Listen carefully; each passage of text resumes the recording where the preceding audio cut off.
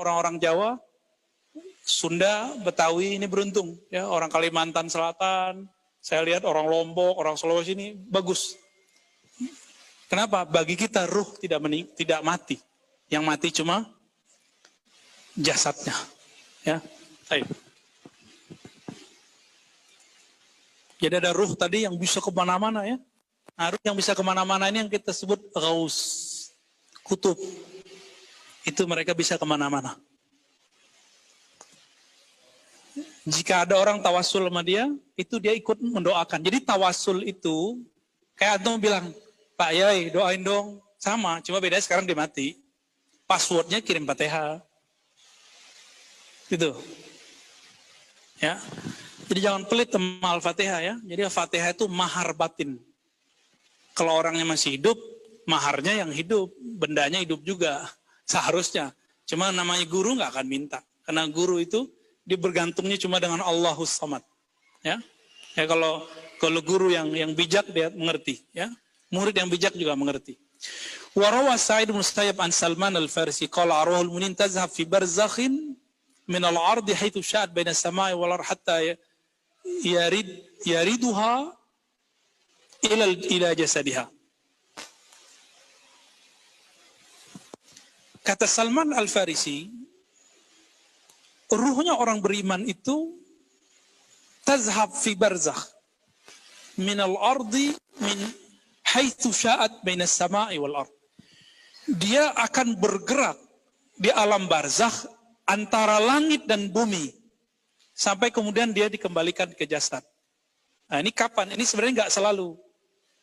Ini terjadi ketika baru nih orang meninggal sekitar sehari lah atau jaraknya sampai orang menguburkannya. Lalu ada orang berangkat.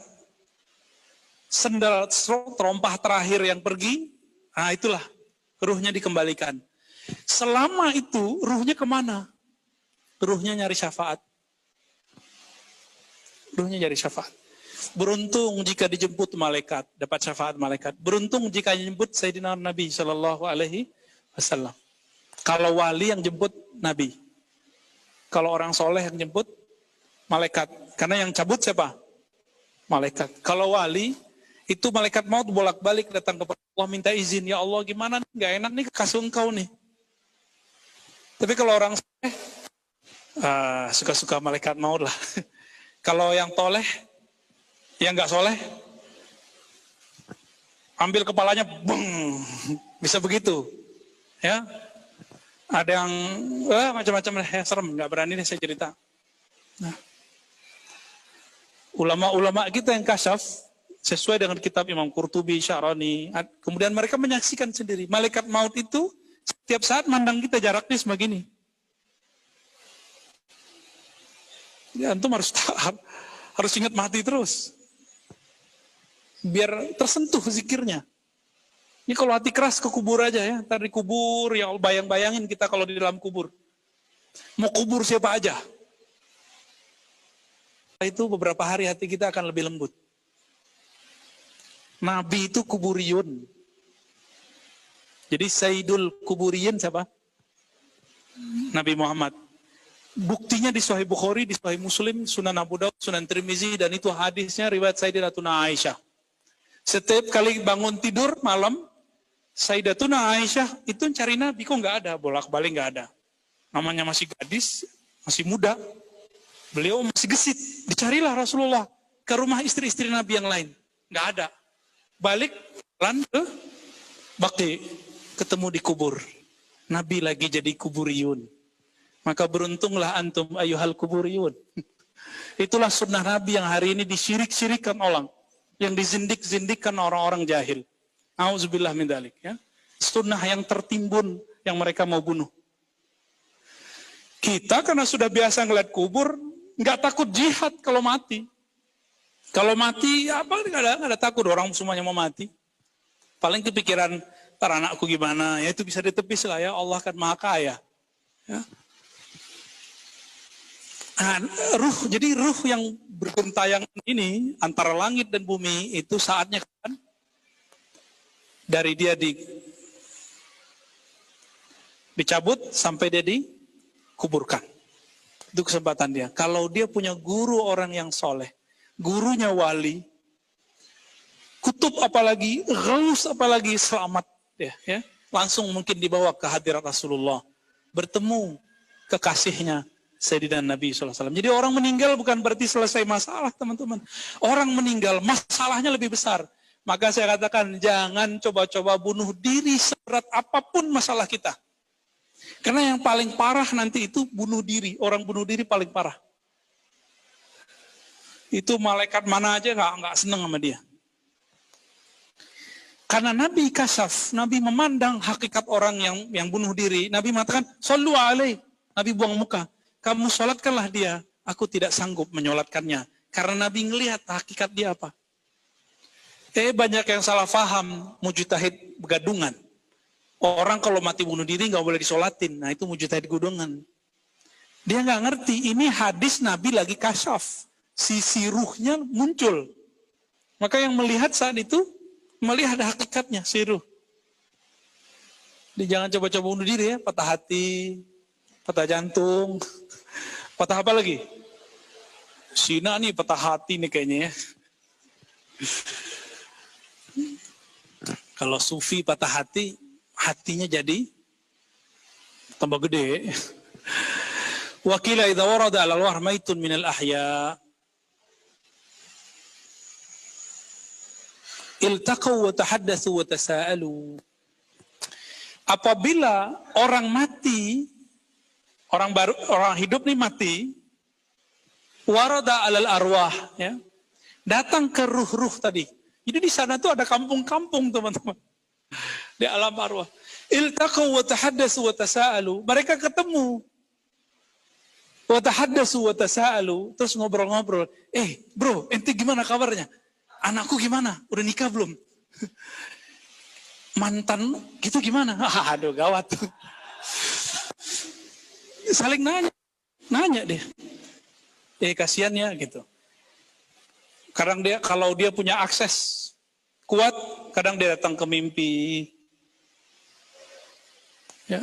Jadi kalau ada yang datang ke mimpi, mungkin dia lagi perhatian, atau dia minta bantuan. Kebanyakan minta bantuan ya, kebanyakan. Karena ruh ini kalau udah enak, ditinggalin aja langit dan bumi. Dia mau terus ketemu Rasulullah Sallallahu Alaihi Wasallam. Bahkan ketemu Allah Tabaraka wa Ta'ala. Nah kalau faham bab ini, tambah tak kirim Fatihah. Cuma yakin ya? Ya, ini yang dikembangin sama Imam Ibnu Qayyim. Inilah inti ajaran thariqah sufi. Yang dibeda-bedain orang ya ada sumbernya kok. Ya. Wa waqalallahu biha malaikatan tu'radu 'alaiha amalul ahya. Ada malaikat nanti mirip kayak tukang paket. Kayak JNE-nya.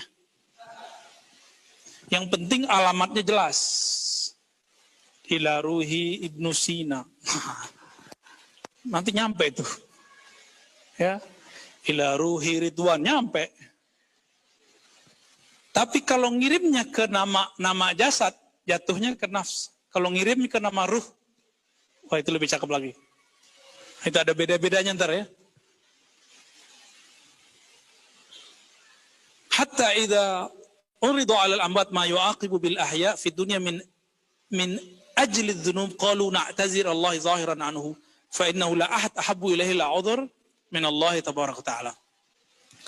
Kalau ada laporan nih, ada laporan tentang anaknya, muridnya. Nih biar antum tambah tasawur, ketika Nabi Muhammad SAW naik ke langit pertama, ketemu Sayyidina Adam, betul? Itu dilaporkan ke beliau, ditunjukkan laporannya. Beliau melihat ke kanan, ada laporan, ada yang masuk neraka, masuk surga. Beliau senyum, benar gak? Itu laporan. Ada yang beliau melihat kiri, nangis, karena laporan keturunannya masuk neraka. Jadi yang paling sedih ketika kita masuk di azab Allah itu siapa? Nabi Adam. Yang lebih sedih lagi Sayyidina Nabi Sallallahu Alaihi Wasallam, Nabi Muhammad. Itu nggak tega beliau. Beliau nggak tega. Ya. Itu yang dimaksud dalam hadis ummati, ummati itu dia. Ya. Waqad warada fil khabar anin Nabi sallallahu alaihi wasallam tu'radul amal yaumul Itsnain wal Khamis 'ala Allah. Jadi kapan amal dilaporkan mingguan? Senin, Kamis. Itulah sebabnya dianjurkan puasa Senin, Kamis. Puasa enggak? Kemarinnya lagi gitu ya.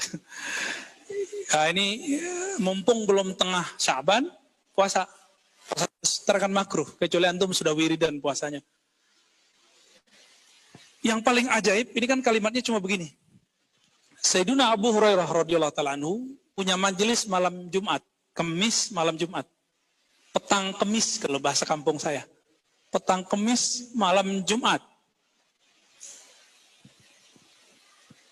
Ketika bermajelis begini langsung beliau bilang, siapa yang memutus silaturahmi hari ini, tolong pulang, bereskan dulu baru datang. Oh, kalau semua guru kayak Abu Hurairah, antum nggak ngaji-ngaji kayaknya ya.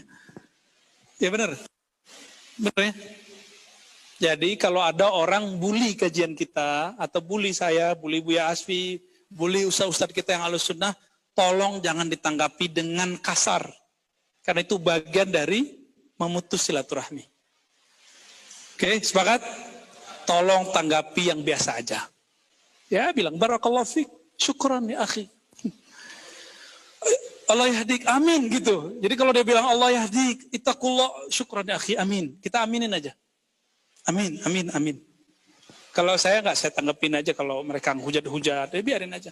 Kita dituduh memfitnah, biarin aja. Malah saya doakan, semoga kita sama-sama dapat hidayah. Kalau dia kan cuma doain saya. Karena saya sayang sama dia, saya juga doakan dia. Kalau dia kan lupa sama dirinya, doain kita, lupa doain dirinya sendiri. Makanya mereka nggak punya akhlak. Karena nggak pernah doain diri sendiri supaya dapat hidayah. Ya, doa aja ngancem. Semoga Allah nanti menghisapmu loh. Ya kita senang dihisap sama Allah antara. Kalau nggak dihisap nggak bisa masuk surga. Ya harus lewat hisap dulu. Sama. Jadi antum nih kalau orang berpikirnya orang awam, pengennya dunia aman-aman aja, benar nggak? Kalau pengen ketemu Mahdi nggak? Pengen. Kalau mau ketemu Mahdi ya ketemu Dajjal dulu. Kalau Dajjal mau keluar ya terjadi huru-hara akhir zaman itu. Jadi bagi orang yang berpikir terbalik, tapi itu kecerdasan luar biasa, jika terjadi kekacauan di dunia, dia antara cemas dan girang.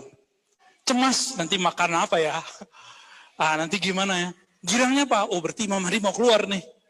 Itu. Syekh Al-Habib Ali Al-Jufri, guru kita, itu diancam bunuh sama orang. Apa kata beliau? Ente mau ngancam saya dengan sesuatu yang saya harap-harapkan. Berpikirnya terbalik. Orang itu takut mati. Al-Habib Ali Al-Jufri nggak takut mati. Gimana? Antum takut mati nggak? Ya matinya jangan sia-sia. Matinya fisabilillah. Ya, karena belum musim perang, maka jihad fisabilillah dakwah. Memperjuangkan dakwah Ahlus Sunnah yang moderat, yang tidak mentakfir umat, tidak membid'ah-bid'ahkan sahabat-sahabat kita, mempertahankan kemurnian akidah, itu jihad yang kubro. Al-jihad al-kabir hadal yaum. Itu jihad besar hari ini. Kalau jihad fisik, orang nanti pindah agama karena takut mempedang kita. Kalau jihad ini, orang pindah ke dalam pemahaman yang benar, yang sahih insya Allah, itu dengan pemahaman ini. Nanti mau dihadang pedang, nggak ada pedang, dia tetap percaya kepada kebenaran hakiki. Pilih mana? Ya sekarang kita jihadnya jihad ngaji aja dulu ya. Bertahan terus. Ya. Ini sayang nih teman-teman saya para dai udah pada tiarap-tiarap nih, udah nggak mau ngomong tasawuf, ngomongin tazkiyatun nufus. Tazkiyatun nufus kan tasawuf. Ya. Malu bicarain akidah Asy'ariyah, takut nanti ditinggal jamaah. Akhirnya nipu umat. Nipu umat gimana? Yang diajarin akidah Asy'ariyah, tapi lewat akidah uluhiyah, rububiyah, asma was sifat. Itu nipu umat, gak boleh. Antum mau ngajarin akidah Ahlussunnah Asy'ariyah, langsung pakai sifat 20. Takut ditinggal umat. Jangan takut, yang takut tuh ditinggal Allah. Gimana? Ini yang kiai-kiai muda nih. Ya, mulai ngajarin sifat 20 ente. Itu amanah besar itu. Semua orang di mana-mana, ustadz semuanya ngajarin uluhiyah, rububiyah, asma wa sifat. Kalau begini terus, antum kan sudah tahu isinya apa. Isinya nanti menganggap kufur tawasul, syirik tawasul, syirik tabarruk. Ya kan isinya itu. Mau diem. Jadi bagi yang sudah punya ilmu itu fardu ain. Nggak mesti lewat YouTube, nggak mesti. Untuk punya majelis kecil. Saya kan sebelum buat ribat kan dulu ngaji pindah-pindah di Ciputat. Ini saksinya banyak nih. Ustadz Falah Al-Butuni.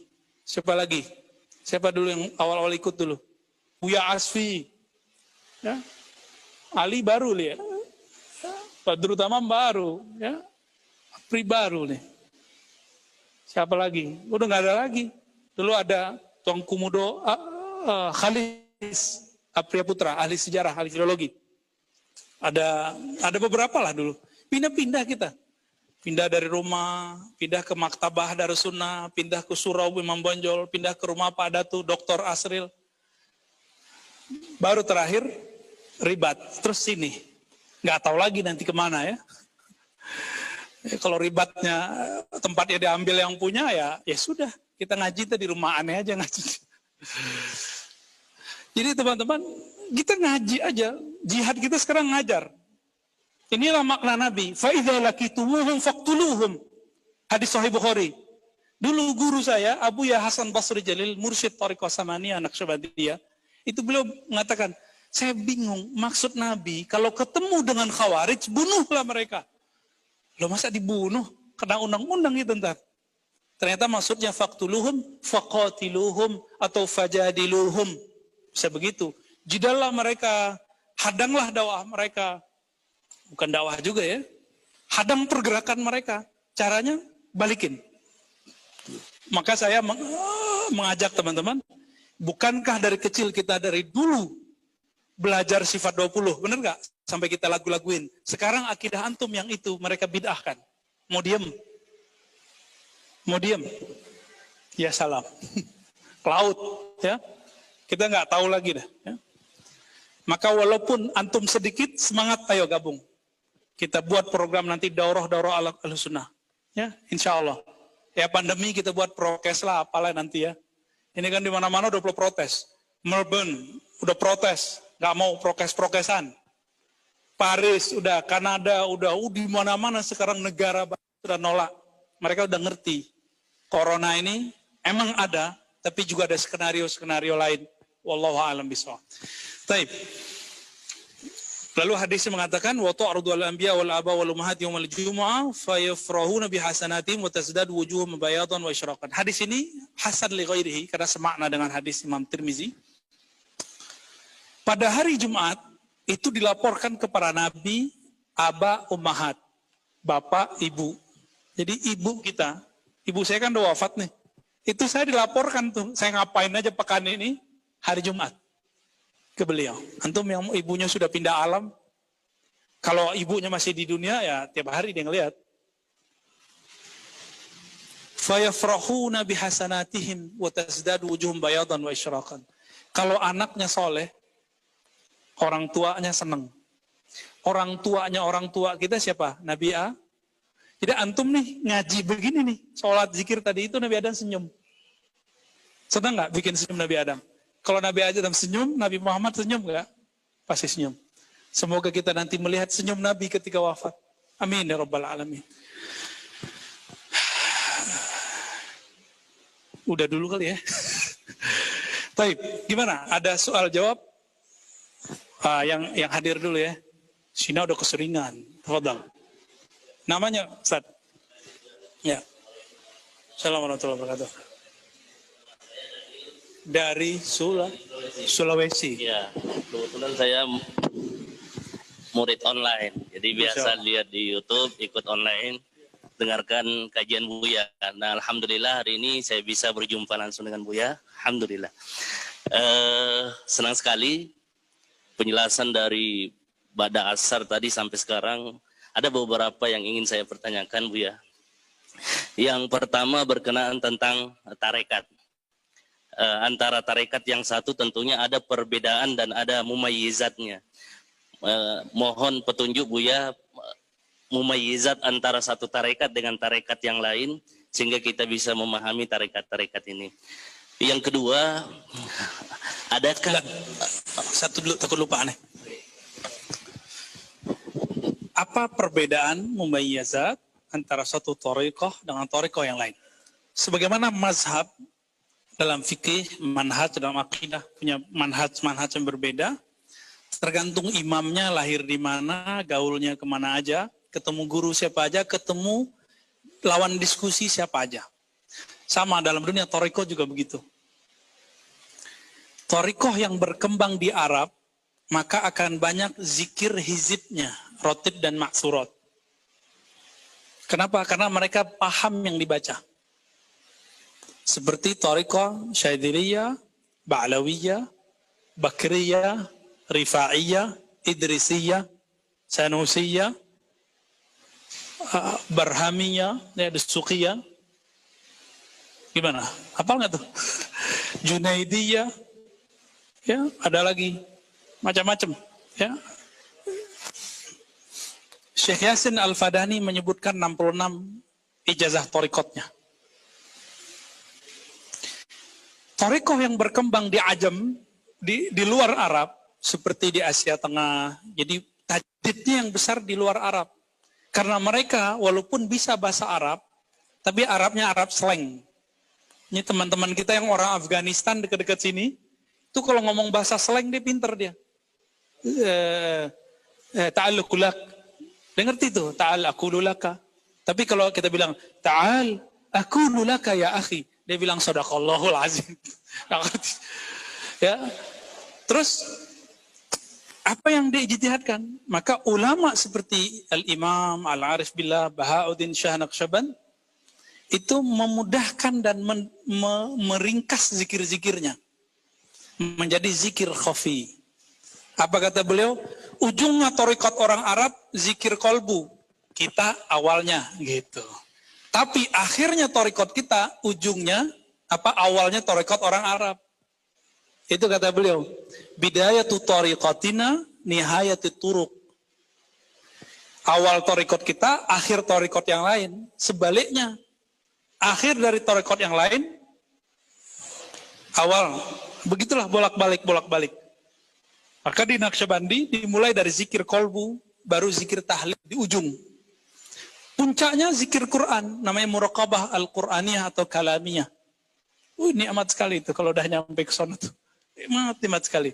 Antum itu kayak dapat hidangan yang nikmatnya itu nggak berkurang. Hidangan langit terus turun. Dan itu nikmatnya bukan main. Beruntunglah orang-orang yang menapaki jalan-jalan spiritual ini. Baik yang dimulai dari thariqat jahar, itu Arab ya. Rotib, hizib.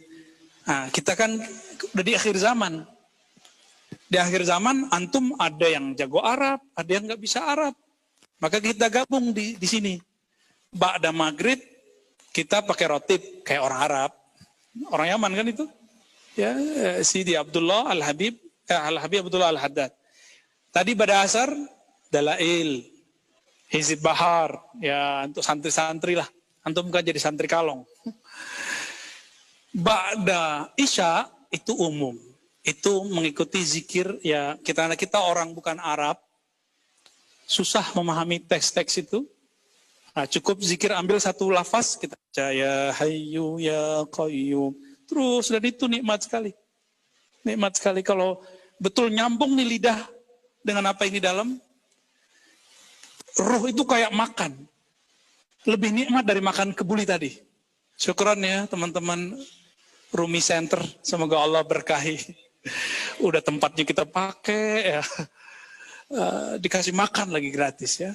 Alhamdulillah, barakallahu fikum. Semoga para pewakaf, muhsinin, para pengurus, dan santri-santri yang tinggal di sini, Allah berkahi. Amin, ya rabbal alamin. Thariqah apa lagi? Ada thariqah yang sudah gabungan antara orang Ajam dan orang Arab. Itulah Sidi Muhammad bin Abdul Karim Samman. Maka beliau gabungkanlah Thariqah Bakriyah yang banyak hizibnya dengan Thariqah Qadiriyah. Ya, Bakriyah Khalwatiyah yang lebih banyak ke zikir kolbu. Zikir Allah, Hu Allah, La ilaha illallah itu dia. Tapi zikirnya keras. Karena Muhammad bin Abdul Zaman ketemu orang Arab yang keras. Orang keras, zikir keras. Kalau orang lembut, zikirnya lembut. Tapi selembut-lembut kita kan ada sisi kerasnya. Nyampe di Sunda, tanah Sunda, muncullah ulama-ulama hebat. Baik di Banten, di Cirebon, di Tasik, ya, di Sunda. Muncul Abah Sepuh, Abah Anom. Abah Anom gabung. Karena dari gurunya sana nanti nyambung ke Ahmad Khatib Sambas. Qaddasallahu sirra. Menggabungkan Qadiriyah dan Naqsyabandiyah. Zikir keras dulu, baru zikir lembut. Sama, kalau di Banten ada dulu Abah Ahmad Sukanta. Yang berguru kepada Syekh Ahmad Kazim. Ahmad Kazim berguru kepada Kiai Asnawi. Murid Syekh Nawawi Al-Tani. Alhamdulillah saya sempat berkunjung bulan lalu. Awal bulan ini. Awal bulan ini sempat bertemu beliau. Ya, tawadu sekali orang, alhamdulillah. Dan berziarah ke Syekh Ahmad Kazim. Itu zikirnya sama. Itu tahlilnya bukan di masjid, di kampung. Orang 40-an hari wafat, itu tahlil, la ilaha illallah. Itu biasa di tanah Banten itu. Di Pandeglang sono orang udah biasa zikir kenceng-kenceng, la ilaha illallah. Ya di sini aja yang payah ya. Dikira kita teriak-teriakin Allah ya. Makanya tadi pas antum mau naik saya stop langsung. Udah ada yang mau naik nih suaranya gawat. Supaya kita tidak kenceng zikirnya, panjangkan Allah. La ilaha illallah. Panjangkan, nanti akan lembut jadinya. Kalau mau keras badannya buka mata. Tapi jadinya nggak enak. Karena zikir itu makanan kolbu. Enaknya matanya dipejem. Ya, supaya nggak terganggu dengan, nggak tergoda ngeliatin teman kita. Wah, temanku gimana nih kalau teriak-teriak? Ini hati-hati antum ya. Ada Thariqat apa lagi? Thariqat Tijaniyah. Thariqat Tijaniyah ini awalnya beliau belajar Syaziliyah, termasuk ketemu Sidi Saman, ya, Al-Madani tadi, dan ketemu ahli hadis, beliau punya sanad banyak itu, Sidi Ahmad Tijani. Secara rohani belum mengalami kemajuan spiritual setelah berguru ke beberapa syekh dan mendapatkan solawat-solawat rohani. Diambil dari hadis, diambil dari rahasia-rahasia, muncullah kemudian salawat Al-Fatih. Walaupun bibitnya sudah ada di Dalail Khairat. Al-Fatih itu. Salawat Al-Fatih, walaupun bibitnya ada di Dalail Khairat, dikembangkan oleh Sidi Ahmad Tijani, tapi intinya ada di kitab. Jadi kalau mau faham, ini adalah syarah salawat Al-Fatih. Ini syarahnya. Tebal nggak? Salawat Fatihnya cuma berapa? Allahumma salli ala Sayyidina Muhammadin al-Fatih lima ulika wal khatim lima sabaq nasiril haqqi bil haqqi wal hadi ila siratal mustaqim wa ala alihi haqqa qadrihi wa miqdaril azim. Semuanya min al-awwal ila akhir, min al-bidayah wa nihayah di sini. Intinya ada di satu hadis. Apa kata Nabi? Anal Fatih, anal Khatim. Akulah Al-Fatih, akulah Al-Khatim.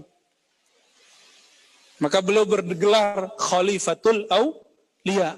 Dulu Sidi Abdul Qadir Jilani bergelar Sultanul Auliya. Jadi gelar Sultanul Auliya ini jangan sembarangan main semat-sematin doang. Ya. Ada Sultanul Auliya di satu thariqah, ada Sultanul Auliya mutlak. Nah itulah Sidi Abdul Qadir Jilani. Mutlak. Gitu, Ustaz. Masih banyak lagi thariqah ya. Ntar sebut antum muntah-muntah ntar ini kebanyakan. Fadal. Ya, terima kasih Bu ya. Yang kedua yang saya ingin tanyakan, tadi banyak dijelaskan tentang Imam Ibnu Qayyim Al-Jauziyah dan Tazkiyatun Nafsnya dan kitab rohnya. Sementara gurunya Syekhul Islam Ibnu Taimiyah. Yang saya ingin pertanyakan Bu ya, tentang tasawuf Imam Syekhul Islam Ibnu Taimiyah. Apakah dia berjalan mengikuti juga tasawuf atau cuma mengkritisi Ibnu Arabi saja, tetapi beliau juga punya tarekat sebenarnya. Maksud saya ada amalan-amalan tazkiyahnya. Itu seperti apa sebenarnya?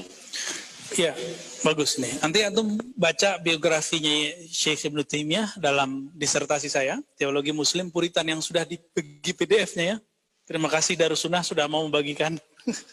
Ya, berat itu ya, udah dihak cipta sama Darussunnah, dibagiin, diwakafin, alhamdulillah. Karena selama ini saya juga wakafkan. Ya. Di situ ada temu sanad torikotnya kemana. Ya. Dan yang paling unik adalah beliau ini ternyata pengamal kitab Risalah Al-Qusyairiyah dan mewarisi kalam-kalam Syekh Abdul Qadir Jilani. Nah, ini yang paling unik. Syekh Abdul Qadir Jilani ini nggak ada satupun yang mengingkari beliau wali. Nggak ada satupun. Antum cari semua. Mau Wahabi, mau Waheboy, mau Asy'ari, mau Maturidi. Nggak ada. Nggak ada yang ingkar. Tapi giliran Ibnu Arabi ada yang ingkar nggak? Ada yang ingkar. Loh kok bisa begitu? Ini yang disebut Sultanul Aulia. Gelar Sultanul Aulia itu begitu. Ada yang ingkar berarti kita ragukan itu. Yang mengingkari misalnya wali juga. Wah belum tentu tuh. Ya. Jadi beliau ini sebenarnya secara sanad nyambung kepada Imam Al-Qusyairi. Nyambung dari muridnya nyambung. Dan kita lihat di dalamnya, beliau mengambil kalam-kalam Imam Qusyairi lebih banyak daripada yang lain. Walaupun beliau mengkritisi. Contohnya, ada orang bertanya, wahai Tuan Syekh, apa pendapatmu